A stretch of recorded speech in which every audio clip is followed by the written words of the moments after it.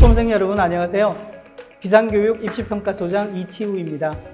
오늘 이 시간에는요 2024학년도 수능을 대비한 6월 모의평가 분석과 남아있는 2024학년도 수시와 정시를 어떻게 준비해야 될지에 대해서 알아보는 시간을 가지도록 하겠습니다. 먼저 오늘 말씀드릴 내용들은요 6월 모의평가 분석에 대해서 좀 알아보고요. 남아있는 수시 정시가 사실은 6월 모의평가를 기점으로 해서 준비하는 전략으로 보면 굉장히 이제 소중한, 귀중한 시간입니다. 그래서 아마 수시를 준비하시는 수험생들도 있고 정시를 준비하시는 수험생들도 있을 텐데 각각의 수험생들이 집중해야 될 모집 시기와 전형 요소에 대해서 준비할 수 있는 전략에 대해서 알아보도록 하겠습니다. 먼저 금년도에 대입을 준비하는 우리 수험생들이 아마 목표 대학이 있겠죠? 네, 누구나 다 목표 대학을 떠올려 놓고 수험 생활을 지금 하고 계실 텐데요. 금년도 목표 대학 합격을 위해서 어떤 전형 요소에 주력을 하고 계신가요? 그리고 수시하고 정시를 준비하기 위해서 전형 요소별로 우리가 소위 말하는 학생부, 수능, 그다음에 논술, 면접 등등의 전형 요소에 각각의 비중을 어느 정도 두고 가시나요? 이런 질문에 대해서 한번 좀 생각해 볼 수 있는 시간이 6월 모의평가를 치른 이 시점이 아닐까 하는 생각이 좀 들고요. 그리고 결국엔 우리가 생각하고 준비했던 이 전형 요소로 대학을 진학하는 게 아니라 결국에는 나는 뭐로 대학을 갈까, 갈 수 있을까, 실제로 갔는가는 좀 달라질 수도 있습니다. 준비 과정과 결과가 좀 달라질 수 있다는 거죠. 그럼에도 불구하고 어떻든 지금 현재 준비하고 있는 전형 요소가 결정적으로 내가 대입에 합격하는 중요한 전형 요소가 될 것이면 틀림없을 것 같습니다. 그래서 이런 질문들을 좀 생각해 보면서 오늘 이 시간을 들어주시면 고맙겠습니다. 자, 2024학년도 대입은요, 보시는 대로 지난 대입과 크게 달라지지 않습니다. 2024학년도 대입도 수시와 정시 그리고 수시와 정시에 가지고 있는 전형 유형을 보시면 수시에서는 학생부 위주, 그 다음에 논술 위주 이렇게 크게 두 가지를 생각해 보실 수 있고요. 정시 모집에서는 수능 위주, 일반적으로 대부분의 학생들이 수능 위주로 준비를 하게 됩니다. 그래서 수시와 정시를 아울러서 통틀어서 보면 학생부 위주 하나, 논술, 대학별 고사 면접 등도 포함하겠죠. 논술 둘, 그 다음에 정시 모집에 수능 셋. 이렇게 해서 크게 일반 학생들은 한 세 가지 전형 유형으로 준비를 하게 됩니다. 그래서 지난해 입시와 금년 입시가 크게 다르지 않다는 점을 좀 염두에 두시는 게 필요할 것 같습니다. 네, 그럼에도 불구하고 우리는 수능을 중심으로 하는 정시 준비를 하는 학생들이 대다수 좀 많이 있긴 합니다. 왜냐하면 수능의 체제가 지금 이제 2022, 23, 24 이렇게 3년 동안 바뀐 수능 체제로 좀 다져지고 있고요. 또 인서울에 있는 주요 대학의 입장에서 보면 정시 모집의 40% 이상으로 또 많은 학생들을 선발을 합니다. 그렇다 보니 지금 수능을 다시 재도전해서 금년 입시를 노리는 졸업생들도 꽤 많을 것 같습니다. 그래서 이제 수능이 바뀌지 않은 이 3개년을 좀 분석해 보는 게 상당히 매우 중요한 시점이 됐다고 보여지긴 하는데요. 아까 말씀드렸던 대로 입시 대입 전형의 수시 정시의 전형 체제가 달라지지 않았지만 수능도 3년 동안 이렇게 변함없이 어떻든 새로운 바뀐 수능으로 다져지고 있는 상황에서 금년도 입시를 좀 어떻게 바라봐야 될까 여러 가지 변화가 있을 수 있는데 먼저 6월 모의평가를 좀 생각해 보면서 새로운 준비를 좀 해 나가도록 하겠습니다. 등급 컷에 대해서 좀 알아보려고 합니다. 6월 모의평가에서 우리가 등급 컷을 좀 알아볼 수 있는데 지금 상반기에 치렀던 3월 학평, 5월 학평, 그리고 남아있는 7월 학평 이렇게 상반기는 3개 이제 시험이 더 있습니다. 6월 모의평가를 제외하더라도 지금 여기서 보시는 것처럼 3월하고 5월에 이거 표준 점수인데요. 이 표준 점수에 100점 만점을 받은 국어에 100점 만점을 받은 최고점 표준 점수와 1등급의 표준 점수의 차이를 보면 3월 달에는 차이 점수가 굉장히 컸죠. 146의 최고점, 1등급이 133 하면 13점 차이가 났고요. 5월 달에는 최고점이 좀 낮아졌습니다. 137점, 1등급이 131점 이래서 6점 정도 차이가 났습니다. 쭉 오른쪽 표로 갔으면 국어에 지난해 수능에서는 100점 만점의 최고점이 134점이었고요. 1등급은 126점에서 여기 이제 8점 정도 차이가 났어요. 근데 이제 6월 모의평가는 이제 예상을 해봐야 되는데, 여기서 이제 뭐 표준 점수를 예상하는 것은 별로 의미가 없어서 이제 원점수를 봤는데, 화학법을 선택한 학생들은, 100점이 만점이라면 97점이 좀 1등급이 되고요. 언어와 매체를 선택한 학생들은, 92점이 1등급 컷입니다. 이게 보면 5점이라는 점수가 차이가 나잖아요. 그래서 사실은 표준 점수로 이게 보여지면은 이 원점수의 차이가 보여지지 않기 때문에 별로 의미가 사실은 이제 없어지는 꼴이거든요. 그래서 화법과 작문, 그 다음에 언매 요 차이 선택에 따라서의 원점수가 어느 정도 영향을 미치느냐는 뒤에서 다시 한번 살펴볼 텐데요.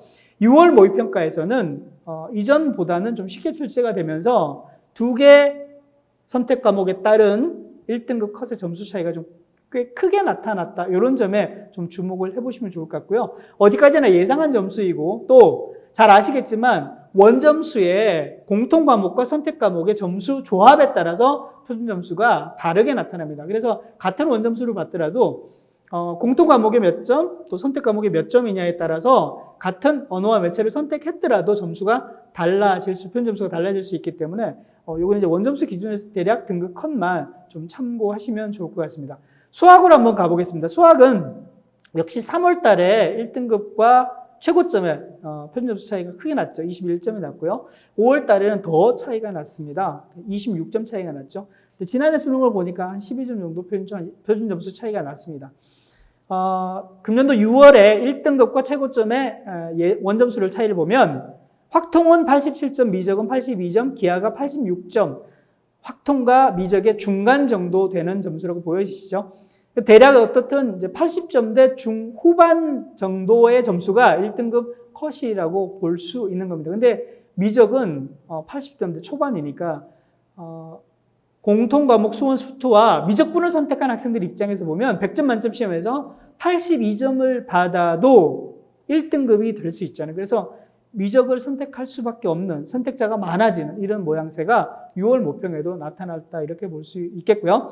여기서 보여지는 것처럼 3월, 5월 달에는 1, 2등급의 표준 점수 차이가 크게 나타나잖아요. 근데 실제 수능에서 가서 보시면 지난해 수능 기준이긴 합니다만 1등급과 2등급, 최고점과 1등급의 점수 차이가 좁아지는 걸 볼 수 있죠. 이 이유가 아까 말씀드렸던 대로 금년에 수능 시험을 치를 학생들을 대상으로 해서 6월 모의평가 또 9월 모의평가 등등을 통해서 우리 학생들의 수준들을 감지를 하고 이 최고점과 또 등급 간의 점수 차이를 좁혀주는 또 선택 과목 간의 유불리를 좀 좁혀주는 이런 시도들을 계속 평가원에서 해나가기 때문에 실제 수능에서는 국어와 수학의 최고점의 표준점수 최고점의 차이도 좀 좁혀지고요.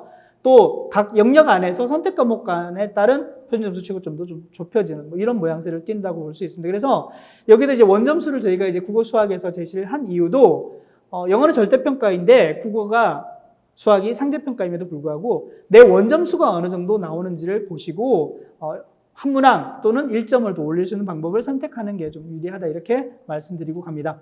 자, 영어는요 말씀드렸던 대로 절대평가인데 100점 만점에 90점이 넘으면 1등급, 80점이 넘으면 2등급 이렇게 점수로 가는데 3월 달에 굉장히 어려웠습니다. 시험이 어렵다 보니까 1등급 비율이 1.98이었는데요. 6월은 어느 정도 될까요? 지금 6월을 예상하기로는 지난해 1등급자 비율이 7.83%였는데 아마 여기와 거의 엇비슷하거나 대략 한 6% 내외 정도 되지 않을까로 예상은 해봅니다. 뭐 실제 결과가 나오면 알겠지만요.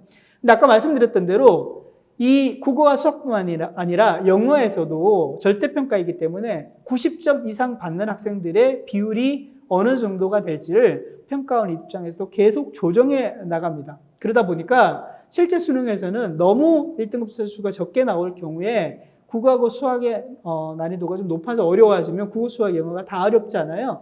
그러다 보면 수험생들 입장에서는 부담이 굉장히 높아지기 때문에 전체적으로는 비율을 좀 조정해 가면서 실제 수능에서는 영어가 1등급자 수가 좀 많아지는 추세다 이렇게 볼 수 있습니다. 근데 이렇게 말씀드렸다고 해서 그럼 영어 쉽구나. 내가 80점대 후반으로 2등급인데 한 문제만 더 맞추면 1등급이 될 수 있다. 그러니까 영어 공부를 좀 내려놓고 국어하고 수학 위주로 공부를 좀 많이 해나가자. 틀린 방법은 아닙니다. 근데 영어가 90점이 아니고 89점이면 2등급이잖아요. 88점도 2등급이고. 그래서 90점이 넘는 안정적인 점수를 확보해 놓고 난 다음에 1등급으로 안정적인 점수를 확보해 놓고 난 다음에 국어하고 수학 쪽으로 좀 학습 시간의 범위를 좀 넓혀가는 게 중요하다 이렇게 볼 수 있습니다. 특히 영어가 수능 최장력 기준을 갖추는 등급으로서 꼭 1등급을 받아야 된다 이럴 경우에는 반드시 90점이 넘는 점수를 확보해야 된다 이렇게 말씀드릴 수 있습니다. 자, 다음 사탐하고 같다면 등급 컷을 말씀드릴 텐데요. 사회탐구하고 과학탐구는 여러 과목들이 있는데 특히 사탐에서는 생활과 윤리, 사회문화가 선택자 수가 굉장히 많습니다. 이번 6월 모의평가를 보면 이 원점수 기준인데 생활과 윤리가 사회문화에 비해서는 좀 어려운 것 같아요. 그래서 1등급 컷이 원점수 기준으로 42점, 2등급이 38점 정도가 예상되고요. 사회문화는 48점이 1등급, 45점이 2등급 정도로 예상이 되는데 전체적으로 봐서는 뭐 한 문항 정도만 틀리는 47점이나 48점 정도가 1등급 컷이니까 그렇게 어렵다고는 볼 수 없는 시험이라고 보여집니다. 근데 하지만 아까 말씀드렸던 대로 6월 모의평가에 이어서 9월 모의평가 실제 수능으로 가게 되면 난이도가 조정이 되고요. 그리고 아까 말씀드렸죠. 지난해 수능에서는 사회탐구가 그 이전 2022 수능에 비해서는 어렵게 나오면서 변별력이 있었다는 점을 조금 염두에 두시고 너무 쉽게 준비만 해서는 안 된다는 점을 말씀을 드리고 합니다. 그리고 이제 과학탐구를 보시면 8과목입니다. 물화생지 1, 2인데요. 여기 한 가지 특징은 전체적으로 과학 1 과목이 과학 2 과목에 비해서 난이도가 좀 쉬웠다. 1등급 컷이 45, 44, 48, 45 이렇게 높았고요. 괄호안은 지난해의 6월 모의평가의 점수입니다. 이건 이제 비교해 보시라고 제가 같이 병기를 해놨는데요. 중요한 거는 이 물리, 화학, 생명과학, 지구과학의 원과목이 아니라 2 과목을 한번 눈여겨보셔야 될 것 같아요. 아마 평가원에서 6월 모의평가를 출제할 때 지난해 6월과 금년 6월 두 개를 비교해 가면서 어렵게 출제를 하자. 이 물화생지 각 2, 4과목을 다 전부 이렇게는 하지 않았을 겁니다. 그럼에도 불구하고 2 과목에 비교를 해보시면 2 과목에 지난해 6월 모의평가에 1등급 컷이 물리 2가 42, 화학 2가 43, 생명과학 2가 47이었고요. 지구과학 2는 좀 어려웠습니다. 39점이었는데 금년에 보시면 38, 35, 39, 37입니다. 전부가 다 지난해보다 1등급 컷의 원점수가 물론 예상이긴 합니다만 더 떨어집니다. 이유는 뭐냐면 한 가지입니다. 서울대에서 2 과목을 반드시 응시를 해야 된다는 것을 금년에 깨뜨리자. 아이들 입장에서, 수험생들 입장에서 보면 꼭 2 과목을 보지 않아도 된다. 1 과목을 봐서 표준 점수를 높게 가지면 2 과목에 조정 점수가 들어가는 것보다 더 유리할 수 있다. 아니면 그와 비슷할 수 있다라는 생각을 가지는 거죠. 근데 약간 위험합니다. 왜 위험하냐면 2 과목을 봐서 서울대 조정 점수를 더 높게 줌에도 불구하고 1 과목으로 봐서 표준 점수를 더 잘 받을 수 있을까요?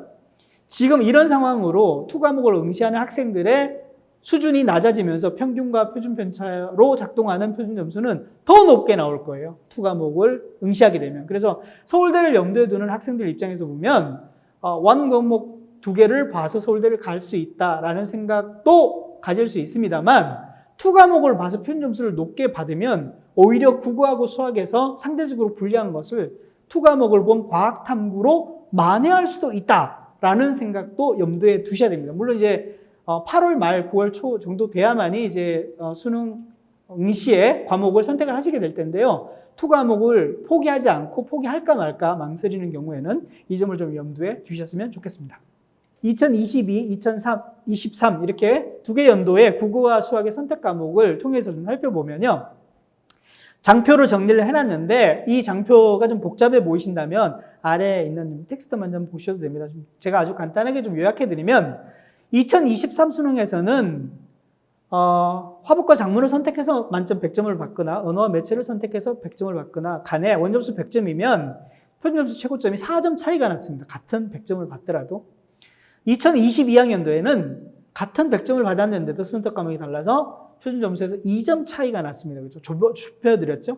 근데 아마 24 수능도 좀 좁힐 것 같긴 해요. 근데 이게 차이가 날 수밖에 없습니다. 표준점수를 구하는 산출 공식 때문에. 그래서 이 2개 연도를 좀 참고를 해서 보면 지금 6모 치렀고요. 앞으로 9모도 있습니다만 어쨌거나 화법과 작문을 선택하는 것보다는 언어와 매체를 선택하는 게 같은 원점수를 받게 되면 표준 점수가 훨씬 더 높게 나옵니다. 그러니까 언어와 매체를 선택하면 표준 점수가 높아진다라고 염두에 두셔도 됩니다. 근데 이게 제가 보기에는 화법과 작문을 선택해서 원점수가 6점 정도 이상으로 더 높게 나오면은 화법과 작문을 선택하는 게 더 나을 수도 있습니다. 그렇게 쉽지가 않아서 그런 거죠. 근데 어쨌거나 본인이 선택한 언어와 매체에 대해서 원점수가 어느 정도 나오는지를 좀 염두에 두시고 앞으로 남아있는 이 선택 과목을 그대로 유지해서 갈 거냐 아니면 바꿀 거냐를 좀 생각해 보시는 게 필요할 것 같고요.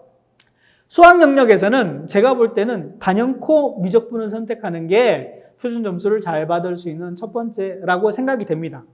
더군다나 중하위권 학생들 입장에서는 나는 사실은 풀 수 있는 문제는 정해져 있고요. 제가 어떤 부분들은 찍어서 선택하는 부분이 굉장히 많아요 라는 학생들이 꽤 있을 거예요. 이럴 경우에는 좀 외람될 수 있습니다만 수험생들 입장에서는 미적을 선택하는 게 훨씬 더 낫습니다. 네.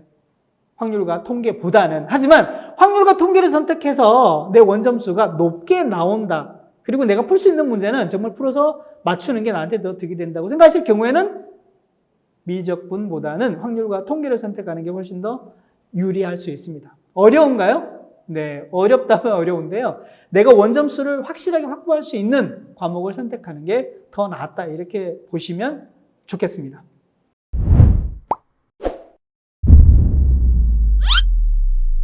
금년 대학 입시가 지난해에 비해서 어떻게 달라지는지를 좀 정리해보는 시간을 갖도록 하겠습니다. 먼저 저희가 살펴볼게요. 참 오래된 표입니다. 이게 보시면 교육부 발표 자료라고 해서 2019년 11월이라고 되어 있죠. 그죠? 네, 코로나 이전에 나온 자료였는데 이 자료가 왜 중요하냐면 지금 왼쪽에서 보시는 대로 대학 3학년, 대학 2학년, 대학 1학년 그리고 현재 고3까지 이 4개 학년도에 이어지는 전체를 아우르는 대학 입시의 변화를 2019년 11월에 발표를 했습니다. 여기 보여지는 대로 대입 공정성 강화 방안 추진 계획이라고 되어 있잖아요. 그래서 중요한 거는 이 모든 것을 아울러서 금년에 2024학년도에 이 대입 공정성 강화 방안의 종점입니다. 네, 목적지입니다. 모든 게 다 정리되는 해가 금년이라고 생각하시면 됩니다. 그래서 중간에 보시면 대입 자기소개서도 이제 지난해까지 문항수가 좀 줄어들기도 하고 글자수가 줄어들었잖아요. 금년에는 대입 자기소개서가 완전히 없어집니다. 그 이전에도 대학별로는 자기소개서를 대학에 따라서는 미리 반영하지 않은 폐지시킨 대학들도 있습니다만 금년에 모든 대학들이 자기소개서를 없앤다고 보시면 되겠고요. 대입 전형 간의 불균형 해소는 일찍부터 있었죠. 그래서 정시 모집으로 학생들을 좀 많이 선발하겠다는 게 있었습니다. 그래서 2021학년도부터 사실은 정시 모집으로 40% 이상을 뽑아라라고 하면서 16개 대학에게 푸시 아닌 푸시를 해서 온 거죠. 그래서 2022학년도, 23학년도까지 좀 조기에 대부분의 대학들이 정시 모집의 40% 이상을 수능으로 선발하는 걸로 지금 처제가 돼 있는데 그래서 수도권은 대부분의 대학들이 40% 이상에 가깝게 정시 모집에 수능으로 선발한다 이렇게 보시면 되겠고요. 맨 마지막으로 보시면 지역균형 선발 10% 이상 권고 이렇게 돼 있죠. 여기는 이제 대입의 재정 지원 사업하고 연기가 된다고 돼 있는데 여기 이 재정 지원 사업하고 연기가 된다는 건 뭘 의미하냐면 우리가 일반적으로 생각하는 것처럼 의무적으로 필수적으로 이걸 하게 되면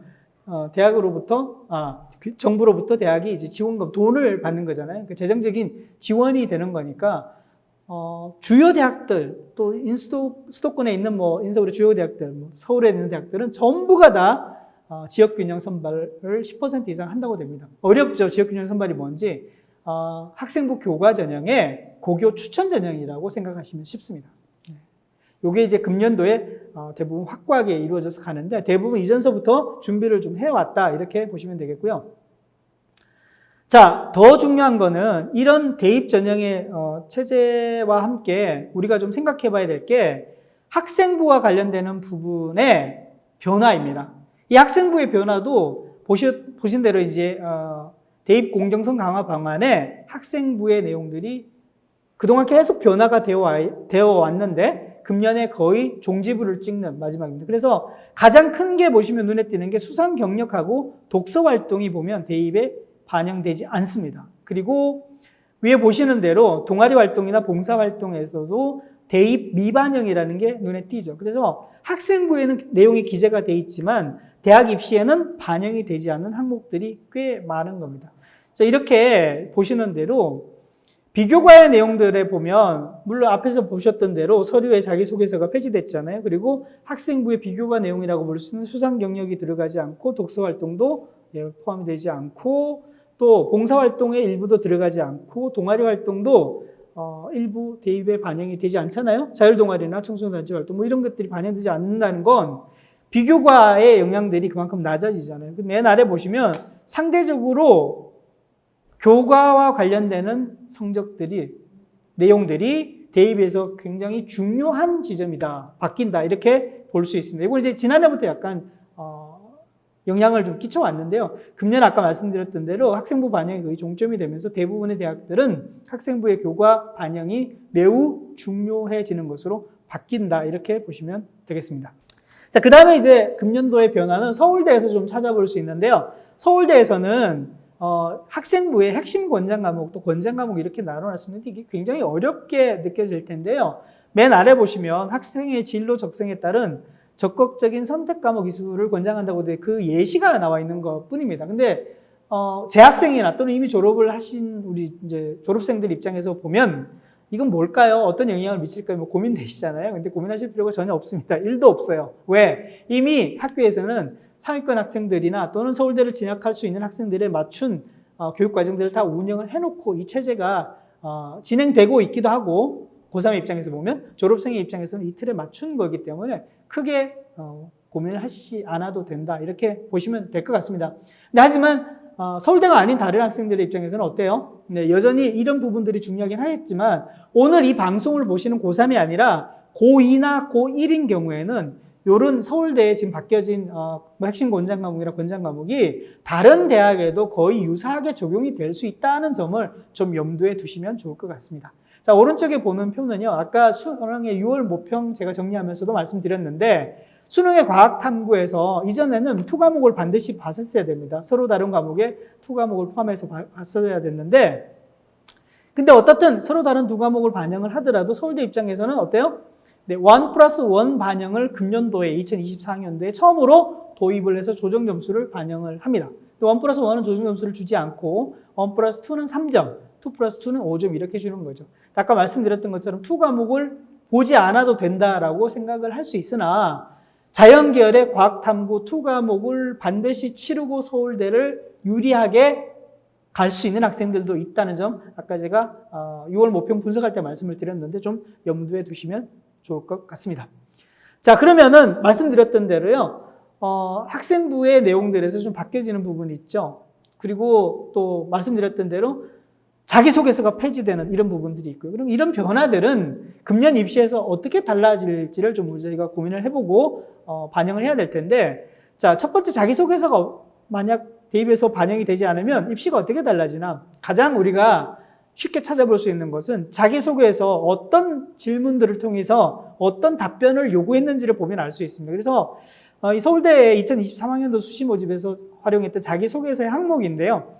1번, 2번, 3번 항목들을 보면 1번은 진로와 관련해서 어떤 노력을 해왔는지 학습 경험과 교내 활동 중심으로 쓰라고 돼 있었고요. 그 다음에 2번 항목은 타인과 공동체를 위해서 노력한 경험 또는 이를 통해 배운 기술. 그 세 번째 항목이 책입니다. 독서했던 것을 책을 선택해서 관련되는 내용들을 작성하라 이렇게 돼 있는데 자, 전반적으로 보면 학생부와 면접의 영향력이 높아지는 건 사실입니다. 왜냐하면 이런 내용들이 자기소개서를 통해서 기재할 수 있었는데 자기소개서라는 항목 요소가 아예 없어지니까 같이 반영했던 학생부와 면접의 영향력이 확대되면 틀림없습니다. 근데 조금 더 깊이 있게 보면은요. 자, 우리가 진로와 관련해서 자기소개서 기재했던 학습 경험이나 교내 활동들 있지 않습니까? 이 내용들이 어디에 있냐면 학생부에 있습니다. 그죠? 그래서 3학년 1학기 때 지금 재학생이라면은 진로와 관련되는 과목들이라든지 아직 기재될 수 있는 창의 체험 활동, 창체 활동이라든지 또는 세특의 내용들이 굉장히 많습니다. 그죠? 그래서 학습 경험과 교내 활동들이 남아있는 학생부에서 적용받을 수 있는 내용들에 그대로 녹아들어야 됩니다. 그러니까 우리가 학생부와 면접이라는 이 요소만이 그냥 중요해진다라고 보기보다는 학생부의 어떤 항목들이 더 중요해지느냐를 좀 살펴보셔야 될 것 같고요. 독서와 관련되는 부분이 이 항목 자체가 학생부에 기재가 되긴 하지만 대학으로 가진 않잖아요. 그럼 대학에서 이 항목을 못 봐요. 그럼 독서와 관련되는 내용들을 서울대에서는 어떻게 반영을 할까요? 네, 학생부에 있는 창의체험 활동이든 또는 세부 능력 및 특기 사항에 나와 있는 내용이든 간에 독서를 얼마만큼 어떻게 하고 그 독서와 관련되는 것이 수업이라든지 학교 활동, 학업 역량을 증대시키는데 어떻게 우리 학생이 했는지를 볼 거예요. 어떤 식으로든 간에 자기소개서 그동안 봐왔던 부분을 자기소개서가 없어지면서 보지 못했던 부분을 학생부의 다른 내용에서 분명히 찾으려고 할 거고요. 이런 게 면접 문항에서도 다소 달라질 수 있다는 점을 좀 염두에 두고 살펴보셨으면 좋겠습니다. 2024학년도 대입이 좀 변화된다고 했는데요. 전반적으로 보면 크게 이제 인원 차이는 변화가 없어요. 근데 어쨌거나 전체 모집 시기별로 인원을 보면 2021, 22, 23, 24로 이어오면서 수시 모집이 조금 늘어난 거예요. 우리가 일반적으로 알고 있는 인서울에 있는 16개 대학을 비롯해서 정시 모집의 40% 이상 선발하면서 정시 모집이 더 늘어난 거 아니냐 이렇게 보실 수 있는데 전체적으로 금년에 34만 4천 명을 뽑는 큰 인원으로 보면 27만 2천 명이 수시고요. 7만 2천 명이 정시로 이렇게 해서 79대 21 정도로 보이고 있다. 이렇게 보시면 되겠고요. 전체적인 모집 인원은 수시와 정시가 줄어서 4,800명 정도 지난해에 비해서 줄었다. 이렇게 보시면 되겠습니다. 이 이유는 대학에서 지금 학령 인구가 계속 줄어들고 있으면서 학생을 선발하는데 한계가 계속 오는 겁니다. 그래서 전체적인 모집 인원들을 좀 축소해 나가는 추세다. 이렇게 보시면 되겠습니다. 자, 이 장표를 보시면 앞에서 말씀드렸던 대로 주요 대학입니다. 스카이 또는 주요 11개 대학, 주요 15개 대학 이렇게 비교를 해보면 정시 모집이 금년에 40% 이상으로 이렇게 여전히 많이 뽑는 추세입니다. 물론 지난해하고 거의 대동소이하죠. 크게 다르진 않습니다. 그래서 아마 정시 모집을 염두에 두는 수험생들의 경우에는 지난해 입결만 좀 염두에 두시더라도 충분히 금년도 주요 대학에 진학하는 데는 크게 지장이 없을 정도로 인원이 비슷하다. 정시 선발 인원이 비슷하다. 이렇게 보시면 좋을 것 같고요. 앞서 말씀드린 대로 전국 대학 기준으로 보면 정시 모집 학생 선발 모집 비중이 이렇게 줄어들었잖아요. 그 이유는 수시 모집으로 많은 학생들을 미리 뽑고 등록시키는 게 지방 대학 입장에서는 학생들을 모집하는 선발이 아니라 모집하는 차원에서 중요하다. 이렇게 볼 수 있습니다. 수험생 여러분들 금년에 대학 가기 위해서 많은 준비를 지금 하고 계실 텐데요. 수능 공부를 계속 이어서 하고 또 3학년 1학기 학생부를 마무리해야 될 그런 재학생들도 계시고 또 일부 졸업생들은 모든 이제 학생부라든지 해야 될 것 다 끝나고 이제 수능 공부만 남아있는 그러고서 이제 재도전을 하는 이런 학생들도 있을 텐데 중요한 것은 사실은 금년도에 수시하고 정시 모집에 남아있는 시간 동안 뭘 어떻게 해나갈 거냐가 굉장히 중요하죠. 입시 결과를 사실은 예단할 수는 없습니다. 왜냐하면 시간이 남아있는데 이 시간이 정체되고 진공 상태로 쭉 이어가는 게 아니라 뭔가 변화가 일어날 수 있는 충분한 시간이기 때문에 그렇습니다. 그래서 오늘 이 시간에는 수시하고 정시에 금년에 어떻게 바뀌어지는 부분에 대해서 우리가 준비를 해나가야 될지를 좀 알아보는 시간을 갖도록 하겠습니다. 먼저 이제 대입 일정을 보면 크게 달라지지 않았습니다. 지난 2023학년도 대입과 금년도 대입은 수시 정시가 거의 대동소이하다고 볼 수 있는데요. 수능 시험 날짜는 잘 아시다시피 이제 11월 16일 날로 정해져 있고요. 수능 시험을 치르고 나서 사실은 많은 시간 동안 또 여전히 수시의 전형 일정들이 또 있습니다. 논술을 비롯해서 있고요. 또 수능 시험을 치르기 이전에 저희는 수시 모집이라는 중요한 지원을 좀 앞두고 있죠. 9월 중순에 진행되는데 그래서 수능 시험을 기점으로 해서 수시 모집의 지원과 또 수능 시험을 치르고 난 논술이라든지 면접이라든지 이런 대학별 고사가 있다는 점을 좀 염두에 두시면 좋을 것 같은데 이건 뭘 의미하냐면 수능 시험 준비를 꾸준히 지금 아마 대부분의 학생들이 해나가고 있을 텐데 그 이전에 준비해야 될 시간들에 수시 지원을 비롯해서 일부 논술도 수능 이전에 있을 수 있는데 시간을 어떻게 안배하고 써야 될까 굉장히 중요한 거죠. 그래서 중요한 건 수능까지는 수능 공부를 계속 해나가는 게 첫 번째입니다. 근데 너무 이제 수시가 정시보다는 더 유리하다. 수시 모집에 모든 걸 다 할애해서 수시 모집에 반드시 합격을 해야 된다. 이런 학생들이 있을 거예요. 근데 그게 답일 수도 있고 그렇게 꼭 해야 되는 학생들이 있지만 그럼에도 불구하고 수능을 기점으로 놓고 본다면 수능 최저학력 기준까지 갖춰야 될 학생들이 적지 않을 겁니다. 그죠? 그렇게 본다면 수시 지원 이전 또는 수시 지원 지금서부터 시작해서 수능까지 수능 공부를 해나가는 게 첫 번째다. 이렇게 볼 수 있고요. 두 번째는 수능 시험을 끝나고 나면 아까 말씀드렸던 대로 대학별 고사, 논술 이렇게 등등이 있지만 이게 이제 수시의 계속 연장선상이거든요. 그래서 수시의 마감은 12월 말까지 가야 됩니다. 그래서 12월 말까지 수시의 합격 통보가 오기 이전까지는 여전히 뭐예요? 수시에 대한 준비도 해 나가고 수시를 좀 염두에 두면서 또 정시 수능에 대한 지원을 어떻게 해야 될지 고민들도 이어나가야 되는 거죠. 근데 그 모든 것들이 다 끝나려면은 내년 2월 말 정도가 돼야 됩니다. 그래서 수능을 기점으로 모든 걸 좀 판단하자라는 차원으로 제가 입시 일정을 말씀드리면서 좀 각인을 해드립니다. 자, 금년도에 수시 정시를 어떻게 준비해야 되느냐? 앞서서도 말씀드렸습니다만 수시하고 정시를 놓고 보면 수시 모집 인원이 지난해보다 조금 다소 줄어들었고 정시 모집은 더 많이 줄어들었습니다. 그래서 전체적으로 인원이 줄어든 가운데 조금 눈여겨보셔야 될 것은 전국 전체 인원이긴 합니다만 학생부 위주 인원이 있죠. 교과나 종합을 합한 학생부 위주 인원이 많이 줄어들었고 학생부 종합이 2,000명 정도가 줄어서 크게 줄어들었다 이렇게 볼 수 있고요. 정시 모집 인원은 여기는 수도권보다는 지역인 것 같아요. 지역의 인원들이 많이 줄어들어서 전체적으로 3,600명 정도가 줄어든 규모다 이렇게 보시면 되겠고요. 수시 모집은 여전히 줄어들음에도 불구하고 학생부 위주로 선발하는 인원들이 많습니다. 86% 정도가 수시에 학생부로 모집을 하고요. 정시 모집은 인원은 적지만 적은 인원 가운데서 92% 가까이 되는 학생들을 수능으로 선발하기 때문에 금년도 입시에서도 확실히 수시로 가기 위해서는 학생부를 챙겨야 되고요. 정시로 가기 위해서는 수능을 잘 챙겨야 된다는 그 양극화됨, 그건 분명하다 이렇게 말씀드릴 수 있습니다.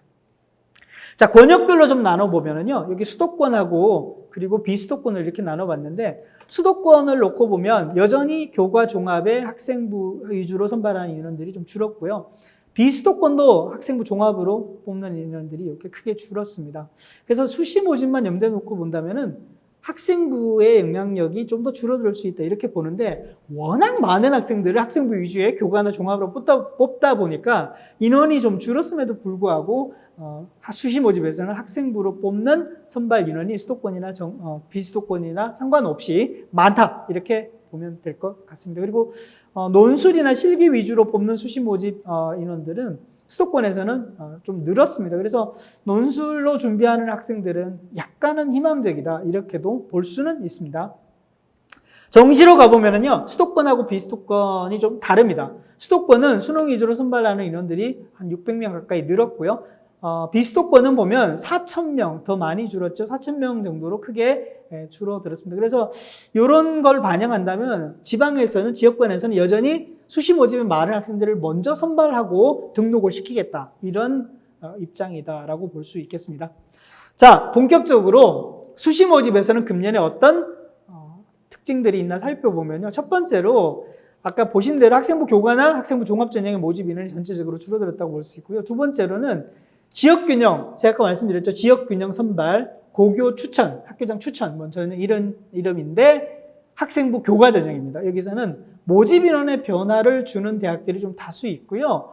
학교별로 추천 인원들이 정해져 있어요. 한 대학에서 우리 대학은 고등학교별로, 고교별로 추천 인원을 4%, 재적 인원의 4% 또는 20명 이렇게 정해놓은 인원들이 조금 달라졌는데 전체적으로는 지원자 풀을 늘리기 위해서 인원들을 조금 늘렸다 이렇게 볼 수 있고요. 논술 전형 대학은 아까 보셨던 대로 소폭 좀 증가했고요. 수시 모집에서 중요한 게 수능 최저학력 기준인데 수능 최저학력 기준은 인문 계열 학생들을 선발하는 것 위주로 해서 조금 완화시켰다고 보여지고요. 앞서 말씀드렸던 대로 금년도에 가장 큰 것은 자기소개서가 학생부 종합 전형에서 중요한 전형 요소였는데 전면 폐지된다 이렇게 볼 수 있습니다. 자, 세부 내용들을 좀 살펴보면요. 앞에서 봤던 거에 좀 요약인데 논술 전형과 실기 모집 전형 인원은 조금 증가를 했고요. 나머지 교과 종합을 비롯한 학생부 위주 전형은 크게 줄어들었다 이렇게 볼 수 있습니다. 자, 그런데 주요 대학이죠. 15개 대학 정도로 딱 압축해서 보면 전국과 어떻게 다르냐. 전국적으로 보면 34만 명을 뽑는 기준으로 보면 수시하고 정시를 다 통틀어서 가장 중요한 게 학생부 교과, 모집 인원, 모집 비중이 많으니까요. 그 다음에 학생부 종합 이렇게 학생부 위주의 전형을 1순위, 2순위로 볼 수 있는데 수도권 대학으로 들어오고 인서울 주요 대학 15개를 딱 압축하게 되면 첫 번째가 정시 모집 선발 비중이 가장 높습니다. 40% 정도이고요. 여기는 이제 전체 일반 학생이 아닌 전형까지 합해서 봐서 이제 39.6으로 나와 있고요. 두 번째가 뭐냐면 종합전형입니다. 종합전형이 33%이고 세 번째가 학생부 교과 전형, 네 번째가 논술 이렇게 가죠. 그래서 정시 수능이 첫 번째가 됩니다. 그래서 수능이 핫할 수밖에 없는 구조이죠. 졸업생들이 왜 다시 수능에 재도전해서 주요 대학을 가려고 하냐면은 수시 정시를 다 통틀어서 주요 대학 16개, 15개 딱 압축해서 보면 정시 모집으로 뽑는 선발 인원이 가장 많다. 금년에도 이 추세가 이어진다. 이렇게 볼 수 있고요. 여기는 이제 인원으로 좀 나눠봤는데 보시면은 이게 뭐 오렌지 색깔이라고 해야 될까요? 이쪽 부분이 학생부 종합 전형이고 맨 뒤에 보이는 하늘색 빛이 이게 이제 학생부 종합 정시 모집 수능 전형인데 수능과 학생부 종합으로 뽑는 양대 전형 유형이 선발 비중이 높죠. 그죠? 이걸 좀 염두에 두셔야 되는데 이뿐만 아니라 대학별로 보면 좀 달라지는 게 수능을 다 40% 이상으로 선발한다고 돼 있는데 이화여대와 홍대는 수능 40% 선발이 안 됩니다. 다 30%대입니다. 예, 왜 그러냐면 이 두 대학은 미리 학생부 종합 전형을 좀 적게 뽑고 정시 수능으로 많이 뽑고 있었던 대학이기 때문에 정시 40% 이상으로 뽑아라 라고 정한 대학에 포함이 되지 않습니다. 그죠? 그래서 이 두 대학은 다른 대학에 비해서 정시 모집 선발 인원이 상대적으로 적다라고 보셔야 됩니다. 특징이죠. 그 다음에 논술을 실시하지 않는 대학이 있습니다. 서울대하고 고려대입니다. 그러면 우리가 논술 준비로 주요 대학을 가겠다는 전략을 세울 때 이 두 대학은 빠져야 되는 겁니다. 그렇죠? 그리고 학생부 교과 전형, 내신으로 선발하지 않는 대학이 있습니다. 서울대는 그렇게 하지 않습니다. 그래서 내가 인서울에 있는 주요 대학을 목표로 한다. 그리고 내가 이 대학을 준비하기 위해서 다시 재도전하고 있다. 이런 경우에도 수시 모집이든 정시 모집 염두에 두시면 내가 수시에 조금 안 되거나 예비번호를 받았는데도 안 되고 금년에 다시 재도전하는 경우라고 할지라도 수시에 집중을 해야 될지 정시에 집중을 해야 될지는 내가 목표로 하는 대학에 따라서도 달라질 수 있는 겁니다. 그래서 전체적으로 목표 대학을 중심으로 갈 거냐 아니면 전형 유형을 중심으로 모집 시기별로 나눠질 거냐는 우리 학생들의 지금 현재 놓여 있는 위치나 목표에 따라 좀 다르게 준비를 해나가시면 될 것 같습니다. 자, 앞에서 살펴봤던 그 요소 중에 하나가 학생부 교과 전형, 지역 균형이나 추천 전형 이름으로 있는 이 교과 전형에서 모집 인원들이 좀 달라진다고 돼 있잖아요. 보시면 고려대는 학교 추천 전형이 지난해에 비해서 인원이 한 200명 정도 줄었죠. 좀 달라진 겁니다. 국민대는 90명 정도가 늘었고요. 이 교과 전형을 얘기하는 겁니다. 지역 균형. 그다음에 서울시립대는 조금 늘었고요. 그 다음에 한 인하대도 보니까 200명 정도가 늘었습니다. 이것을 포함해서 학교별로 추천 인원도 조금 더 달라진 대학들이 있는데요. 먼저 모집 인원 규모만 보면 지역 균형 선발 전형에서 모집 인원이 줄어들었잖아요. 그러면 어떻게 될까요? 경쟁률은 당연히 올라가고 커트라인도 올라가게 됩니다. 지역 균형 전형에서 지난해보다 모집 인원이 늘어났어요. 그죠? 경쟁률은 낮아지고 합격선도 낮아질 가능성이 있습니다. 그래서 지금 아마 대학 어디가? 라는 사이트를 보시면 입시 결과들이 지난해 결과들이 막 올라오고 있을 텐데 참고로 해서 보실 때도 그냥 지난해 입결을 그대로 준용해서 이제 준거로 기준을 삼을 수도 있습니다만 대학의 특정 전형 유형의 모집 인원의 변화, 특히 내가 가고자 하는 모집 단위의 모집 인원이 늘어났느냐 줄어드느냐에 따라서 학생부 교과 전형에서는 입시 결과가 직결되는 기준들이 좀 달라질 수 있다는 점을 좀 염두에 두시고 경쟁률부터 달라진다 이렇게 보시면 좋을 것 같습니다. 자, 논술 전형은 말씀드렸는 대로요. 지금 전체적으로 교육부에서는 논술 전형을 좀 줄여라 라고 하는데도 불구하고 선발 규모는 유지가 되고 있는데 전체 금년에도 11,000명 정도를 38개 대학에서 뽑는다. 이렇게 보시면 될 것 같습니다. 근데 논술 보는 대학의 특징들이 뭐 지난해부터 꾸준히 이어지고 있는데 가장 중요한 것은 논술만으로 뽑아요.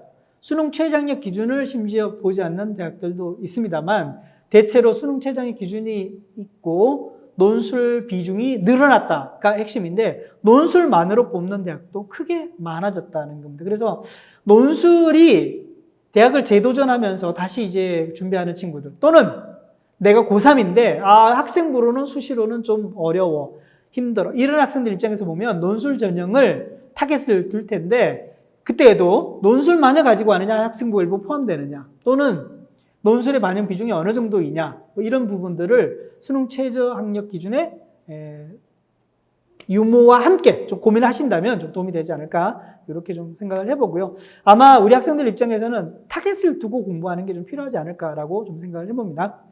자, 그 다음에 수능 최저학력 기준이 수시 모집의 또 중요한 한 요소인데요. 대체로 인문계열 학생들을 선발하는 모집단, 인문 모집단이 위주로 해서 수능 최저학력 기준이 지난해에 비해서 조금 줄어드는 이런 모양새입니다. 왜 그러냐면 인문계열의 학생들의 경우에는 국어에서 이제 언어와 매체를 선택하지 않고 화법과 작문을 선택을 하고요. 수학에서는 미적분을 선택하지 않고 확률과 통계를 선택하잖아요. 그러면은 등급을 구하는 산출 공식, 물론 이전에 표준 점수일 텐데 표준 점수와 백분위와 등급을 구하는 산출 공식에 의해서 등급이 잘 안 나와요. 높아질 수가 없습니다. 구조적으로. 그래서 인문계열을 선택한 학생들에게 뭔가 좀 보상을 해주자라는 차원으로 수능 최저학력 기준을 낮추고 있는 차원이라 이런 정도로 이해를 하시면 되겠습니다. 자, 그리고 아까 말씀드렸던 대로요. 고등학교 3학년 과정에서 지금 진로와 관련되는 부분들도 꽤 중요한 부분을 차지하고 있습니다. 그래서 창의적 체험 활동에 이제 일정 부분들을 채워 나가는 것도 중요하지만 학생부 교과 전형을 반영할 때에도 그 이전에는 고1의 국민공통기본교육과정이나 또는 일반 선택 과목, 고2 과정을 주로 반영을 했는데 고3에서 보는 일부 일반 선택 과목과 진로 선택 과목까지 포함해서 점수화해서 반영을 합니다. 이제 금년에 보시면은 인서울에 있는 수도권의 모든 주요 대학들은 전부가 다 진로 선택 과목을 점수화해서 반영을 하는 추세라고 보시면 고3 때에도 이미 지난 졸업생들은 상관이 없지만 고3 재학생들은 어떻게 해야 돼요? 진로 선택 과목도 A 그레이드를 받을 수 있을 정도로 열심히 좀 마무리를 잘 해야 된다. 이렇게 말씀드릴 수 있습니다.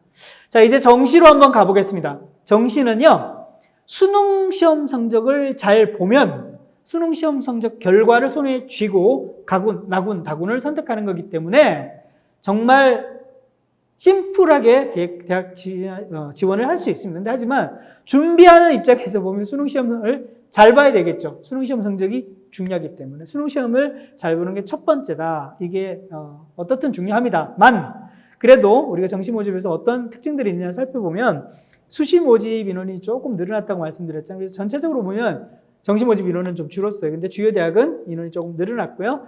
그 다음에 대학별로 여전히 선택 과목을 지정하는 대학들이 있습니다. 근데 이런 대학들은 수학의 미적이라든지 장결 모집단일 텐데 주로 그 다음에 수학의 미적 이외에 과학탐구를 지정하게 되면 거기 두 과목의 반영 비중도 높고 지정된 과목에서 또 좋은 점수를 좀 받아야 되는 또 반드시 선택 과목에 따른 유불리가 달라지는 뭐 이런 지점들이 또 있어서 좀 잘 챙겨야 되겠고요.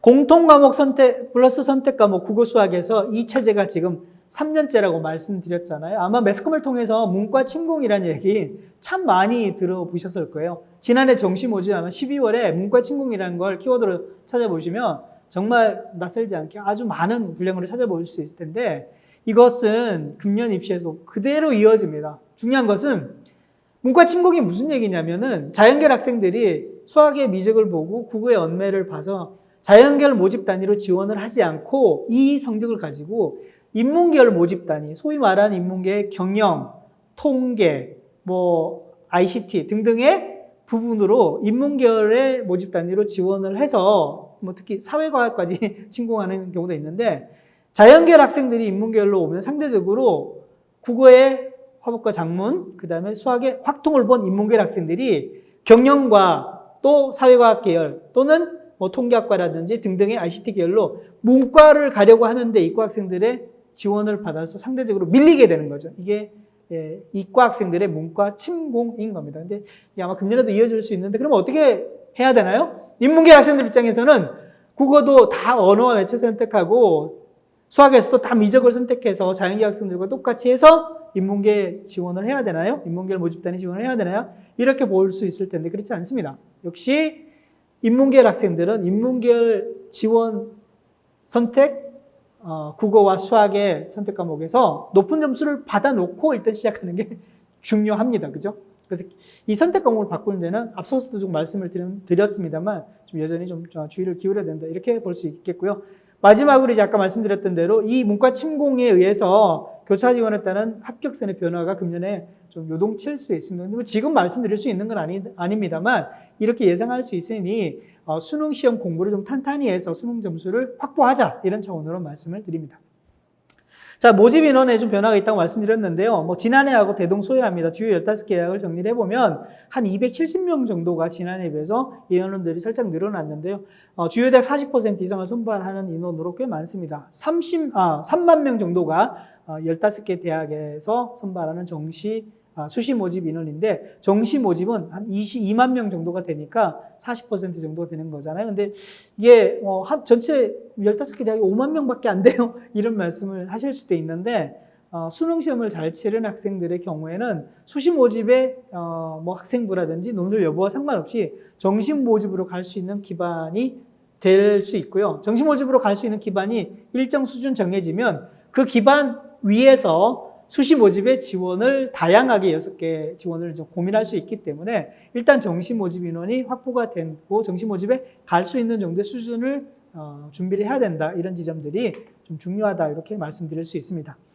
자, 그리고요. 대학별로 정시 모집을 놓고 보면 원점수는 대학 정시 모집에서 반영하지 않아요. 표준 점수나 100분위 1을 주로 이제 반영을 하게 되는데 물론 이제 탐구 같은 경우에는 내가 선택한 과목의 100분위 1을 통해서 변환 표준 점수를 해서 새로운 표준 점수를 산출해서 반영하기도 합니다만 지금 현재 육모를 치르고 수능을 준비하고 있는 우리 고3 또는 졸업생, 수험생 입장에서 보면 여기 감히 말씀드리는 원점수가 중요하다고 말씀드릴 수 있습니다.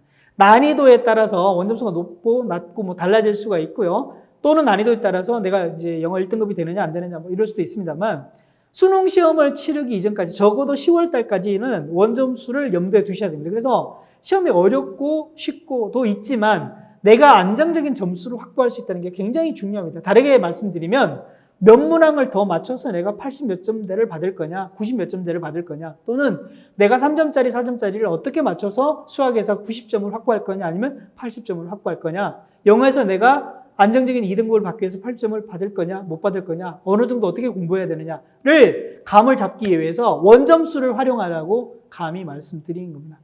그 이전에 문항수를 가면 더 좋죠. 문항수와 원점수 2개를 염두에 두시고 안정적인 점수 확보를 할 수 있도록 꼭 염두에 두셔야 됩니다. 이게 왜 중요하냐면은 원점수 1점, 2점, 3점. 이게 실제로 우리가 표준 점수를 만들고 그 표준 점수와 함께 100분위 등급으로 수시의 수능 최장의 기준, 정시의 점수가 돼서 대학에 진학하는 것을 가르기 때문입니다. 그래서 제발 지금부터 공부하실 때도 내가 선택한 과목 이 영역에서 1점, 2점, 3점 원점수를 높일 수 있으려면 어떻게 계획하고 공부해야 될 거냐에 집중을 해달라는 말씀을 당부드리고요. 자, 전형 요강을 봤더니 여전히 정시 모집에서도 국어, 수학, 영어, 탐구 이렇게 반영하는데 주요 대학을 비롯해서 수학의 반영 비중이 굉장히 높아요. 그래서 이제 거꾸로 말씀드리면 인문이나 자연이나 할 것 없이 어떻게 해요? 수능 반영에서도 수학의 끈을 놓지 말라. 그래야 상위권에 또는 내가 목표로 하는 대학에 갈 수 있다. 이렇게 말씀드릴 수 있고요. 그럼에도 불구하고 조금 더 이제 추가로 말씀드리면 인문계열의 경우에는 수학과 함께 국어 준비를 잘 해야 되고요. 자연계열의 경우에는 수학과 함께 뭐죠?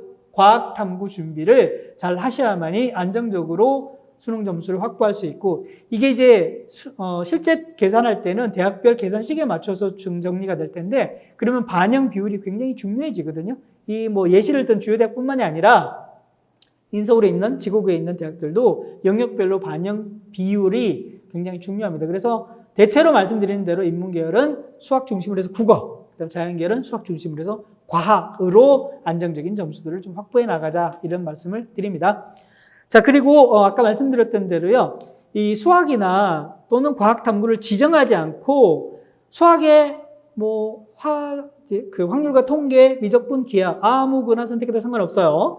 그리고 탐구에도 과학 탐구, 사회 탐구 상관없어요. 라고 하지만 자연 계열 모집 단위에서는 여전히 수학의 미적분이나 기하 또는 자연계열의 모집단에서는 과학탐구에 가산점을 줍니다. 이럴 경우에 어떻게 되느냐? 이 가산점의 벽이 굉장히 높아집니다. 그래서 이 탐구의 지정 과목이라든지 또는 수학의 지정 과목이 없어요. 없더라도 자연계열의 경우에는 가급적 수학에는 미적분이나 기하, 탐구에는 과학탐구를 선택하셔야만이 자연계열 모집단위에 들어가기에 합격하기에 유리하다는 점을 당부드립니다. 꼭 명심하셔야 돼요. 인문계열 모집단위를 지원하기는 상관이 없지만 자연계열은 가산점을 줄 경우에는 이 가산점의 벽이 굉장히 높아진다. 이렇게 말씀드릴 수 있습니다. 자, 정시 모집에서 영어는 중요합니다. 얼마만큼 중요하냐면 수시 모집에서 수능 최저학력 기준으로 들어갈 때 1등급, 2등급, 3등급 중요하잖아요. 근데 정시로 오면 영어가 등급이 중요하지 않을 것 같지만 대학에 따라서는 유불리가 극명하게 갈라집니다. 여기 보신 것처럼 서강대 파란 색자로 되어 있죠. 1등급 100점을 주고요. 2등급은 99점을 주고 3등급은 98점을 주잖아요. 쭉 가서 마지막 9등급까지 가더라도 8점밖에 차이가 안 나잖아요. 근데 보시면 요 아래 보시면은 연세대라고 빨갛게 표시가 되어 있습니다. 여기는 연세대 보시면 1등급이 100점인데 2등급은 95점이고 영어 3등급은 87.5점으로 무려 1등급과 점 차이가 얼마나 나요? 얼마나 나요? 12.5점 차이 나죠. 이 정도 되면 영어 3등급을 받아서는 서강대는 그냥 들어가요. 그런데 연세대는 어떻게 해요? 들어갈 확률이 굉장히 낮습니다. 영어가 1등급이냐, 영어가 3등급이냐, 영어가 5등급이냐에 따라서 갈 수 있는 대학과 갈 수 없는 대학이 갈라집니다. 아이러니하죠? 국어하고 수학의 상대평가가 굉장히 중요할 것 같은데 영어가 이렇게 발목을 잡을 수도 있다는 점을 염두에 두시고 목표 대학이 어디냐에 따라서 또는 내가 영어 성적이 어느 정도이냐에 따라서 다른 전략을 좀 세울 필요가 있다. 이렇게 말씀드리고요. 한국사는 우리가 별로 중요하게 생각지 않죠. 아마 6월 모의평가 때 한국사가 5등급, 6등급 막 그렇게 나온 친구들도 꽤 있을 텐데 수험생 입장에서는 그렇게 중요하지 않다고 생각은 들 겁니다. 뭐 실제로 저도 그렇게 생각을 합니다만 마지노선이라는 게 있습니다. 여기까지는 꼭 하셔야 되는 게 정시를 생각하시더라도 감점을 부여받지 않으려면 인문계열의 경우에는 적어도 3등급 또는 4등급, 자연계열의 경우에는 5등급 아래로 내려가지 않도록 한국사에 약간의 주의를 좀 기울이시면 좋을 것 같습니다. 그리고 탐구를 한 과목만 반영하는 대학도 있습니다. 이제 주요 대학은 아닌 것 같아요. 보니까 일반 대학들에서도 이제 의예나 뭐 의학학 계열은 다 제외가 된 학과들이긴 한데 저희가 좀 염두에 둬야 될 게 국어, 수학, 영어 성적은 괜찮은데 사탐 2과목 또는 과탐 2과목을 준비해 가는데 이 2과목의 편차가 굉장히 커요. 예를 들어서 합의 6을 갖출 수 있는데 하나는 1등급이고 하나는 5등급이잖아요. 이럴 경우에는 굉장히 유리해지죠. 5등급을 버리고 1등급인 한 과목만 반영을 하게 되니까, 그죠? 자, 그런데 또 다른 경우가 있습니다. 뭘까요? 수시에 수능 최저학력 기준을 반영할 때 탐구 한 과목을 한 개 영역으로 인정해 주잖아요. 그럴 때는 1등급과 5등급은 하늘과 땅입니다. 붙느냐 떨어지냐를 가리는 가장 중요한 변수가 되는 거죠. 그래서 두 개 각각 3등급을 받아서 합이 6 되는 것보다는 하나를 5등급 받는 게 그리고 또 나머지 하나를 1등급 받는 게 훨씬 좋습니다. 그래서 지금 2과목을 다 준비를 해야 될 경우에는 한 과목을 굉장히 잘 하시면서 한 과목을 받쳐나가는 전략들이 좀 필요하다라고 말씀드릴 수 있습니다. 자, 아까 말씀드렸던 수학의 미적이나 기하 또는 과학탐구를 지정한 주요 대학들이기 때문에 말씀드렸죠. 꼭 준비하셔야 됩니다. 그죠? 그래서 이 학생들의 경우에는, 이걸 준비하는 학생들의 경우에는 어쨌거나 미적과 과탐을 선택을 하셔가지고 고득점을 받는 방법을 염두에 두시는 게 유리하다. 다시 한번 당부를 드립니다. 전체적으로는 수능 최저학력 기준이 좀 완화되는 측면도 있습니다만 수능 최저학력 기준을 미충족하면 수시에서 아무리 논술을 잘하고 아무리 면접을 잘 보고 아무리 학생부가 뛰어난 학생이라도 불합격됩니다. 그죠? 그리고 수능 최저학력 기준을 달성할 수 없다면 내가 학생부나 논술이나 면접을 잘한다고 해서 그 모집단이 대학에 지원해 놓는 것조차는 굉장한 무리수를 두는 겁니다. 그죠? 그래서 남아있는 기간 동안 내가 수능을 얼마만큼 잘할 수 있느냐, 수능 최저 기준을 달성할 수 있느냐를 염두에 둔 수시 지원을 좀 생각해 보자. 이런 말씀을 드리고요. 오늘 전반적으로 의학학에 관련되는 얘기는 하지 않았죠. 뭐 의학학을 준비하고 의학학에 특화되고 준비하는 학생들 또 갈 수 있는 친구들이 꽤 많을 걸로 생각이 듭니다만 의학학은 2022, 23, 24 지난 금년 이렇게 보면 인원의 큰 변화가 없이 유지된다고 보시면 되겠고요. 다만 여기 보시는 대로 지역 인재 선발 비중 때문에 증가 때문에 수시 모집의 인원들이 지난해에 비해서 많이 늘어나 있는 상황입니다. 좀 염두에 두셔야 될 것 같고요. 정시보다는 수시가 많다 이렇게 볼 수 있죠. 근데 오해하면 안 될 한 가지는 의학학, 의예, 치의예, 한의예, 수의예, 약학까지 수시 모집에 있는 대부분의 모집 단위는 뭐가 첫 번째냐면 수능 최저학력 기준을 충족할 수 있다가 첫 번째입니다. 그리고 충족뿐만 아니라 수능 최저학력 기준이 굉장히 높습니다. 그래서 수능 시험 성적의 최저 기준이 일정 부분이 아닌 학생들은 수시 모집에 의학학 계열이 의미가 없습니다. 명심하셔야 됩니다. 아마 이 방송을 지켜보는 우리 졸업생들 경우에는 이런 경험을 실제로 하시고 다시 재도전을 하는 경우가 꽤 많을 텐데요. 수시 모집의 수능 최저학력 기준 의학학 계열은 반드시 참고하시라고 좀 말씀을 드립니다. 그래서 지난해보다 수시 모집 인원이 많아졌으니까 그래도 조금 정시 수능하고 상관없이 갈 수 있겠구나라고 생각을 하시지는 말아 주십사고 당부를 드립니다.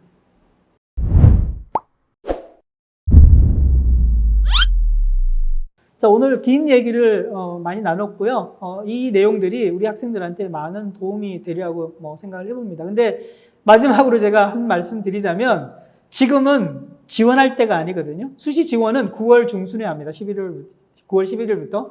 그리고 정시 지원은 수시가 모두 클리어돼서 다 끝나고요. 12월 말이라야 지원할 수 있잖아요. 그래서 중요한 건 뭐예요?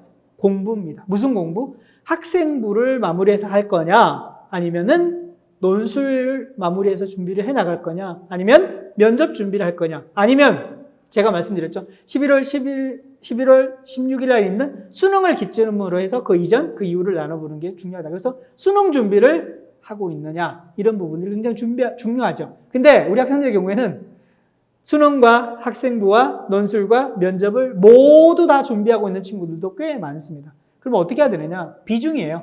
내가 어떤 전형 요소, 전형 유형에 얼마만큼의 비중을 두고 갈 거냐.